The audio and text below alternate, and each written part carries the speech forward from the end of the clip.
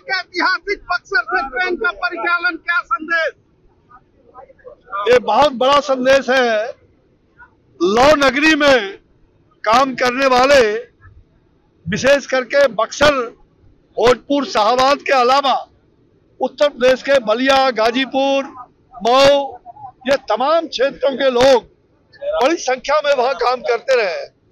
और उस दृष्टिकोण से पिछले 10 साल से मैं लगा था, और मुझे लग रहा है 10 साल में कितने बार मैंने पार्लियामेंट में आवाज उठाई होगी। हमारे कई सांसद भी शागिर्द हुए थे, हमारे टाटा के सांसद भी हमारे साथ, उन्होंने भी कई बार आवाज उठाई थी, साथ में सहयोग किया था। और हम लोगों ने कई मंत्री गण को इसका आग्रह भी वर्षों से किया था।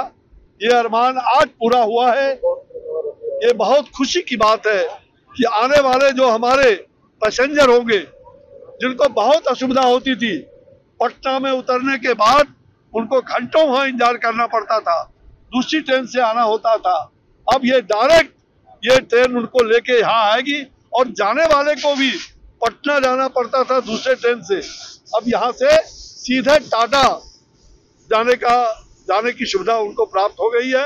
तो प्रधानमंत्री नरेंद्र भाई मोदी जी के मार्गदर्शन में और उनके आदेश पर रेल मंत्रालय ने और रेल मंत्री के सहयोग से मैं पिछले महीने भी मिला था, उसके लिए जो प्रक्रिया है वो लगभग पूरी की गई है अभी तत्काल। और तत्काल ये ट्रेन जो चल रही है आगे, यहाँ और भी वॉशिंग पिच के लिए, ताकि अन्य गाड़ियां भी रात में यहाँ ठहर सके, क्योंकि ये वर्ल्ड क्लास का स्टेशन बनने जा रहा है। ये वर्ल्ड क्लास का स्टेशन बनने जा रहा है, तो बहुत सारी गाड़ियों का ठहराव यहाँ रात में हो सकता है, उसकी सफाई आदि की जरूरत पड़ सकती है। तो मैंने, चूंकि ये रेलवे के दोनों तरफ ये वर्ल्ड क्लास स्टेशन दोनों तरफ बनेगा, यहाँ जगह की कमी हो रही है, तो हमने उनको प्रस्ताव दिया है कि आगे नदाओं के पास इस स्टेशन से पूर्वी छोर में, नदाओं के बीच में अगर वो व्यवस्था बन जाती है, तकनीकी दृष्टिकोण से अगर सब कुछ ठीक हो जाता है, तो वो अलग से वॉशिंग पिच का भी आने वाले दिनों में सौगात बक्सर वासियों को जरूर भारत का सपना बक्सर में साकार हुआ। वंदे भारत भाई देखो, ये तो मैं 1 महीना पहले चलवा देता अमृत भारत का, लेकिन वो फैजाबाद से हो करके जा रहा था, तो हमने आदरणीय प्रधानमंत्री जी के माध्यम से भी ये संदेश हमने देने का काम किया, प्रधानमंत्री जी को भी, रेल मंत्रालय को भी, कि यहाँ के लोग, विशेष करके पटना से जो गाड़ी खुलेगी तो लोग अयोध्या तक जाएंगे।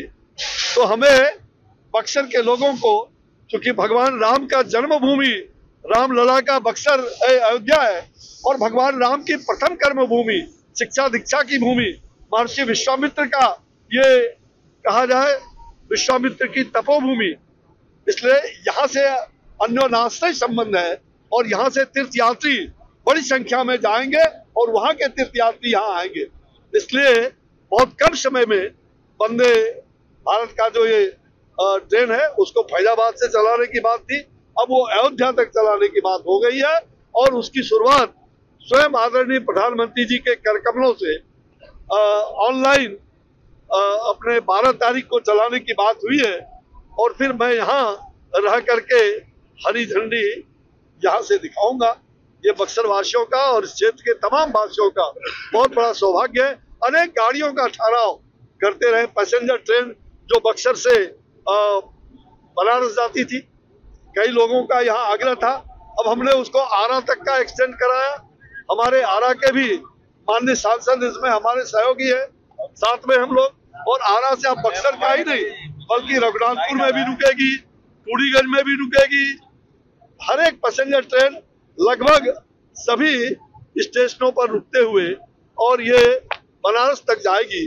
तो मुझे लगता है कि बहुत बड़ा पैसेंजर के लिए सुविधा है। काशी विश्वनाथ का बाबा रामेश्वर नाथ और काशी विश्वनाथ का दर्शन एक वहाँ के लोग यहाँ कर पाएंगे, यहाँ के लोग वहाँ कर पाएंगे। 4 सीट में लगता है, फिक्स हो गया कांग्रेस बिहार में।